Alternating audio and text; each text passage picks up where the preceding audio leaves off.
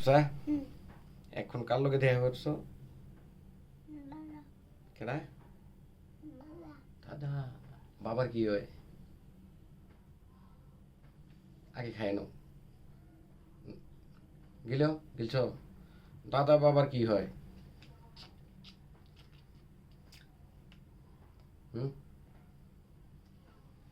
আমি জানি না। ও দাদা বাবার কি হয় জানো না? না। বাবা দাদারে কি ডাকি?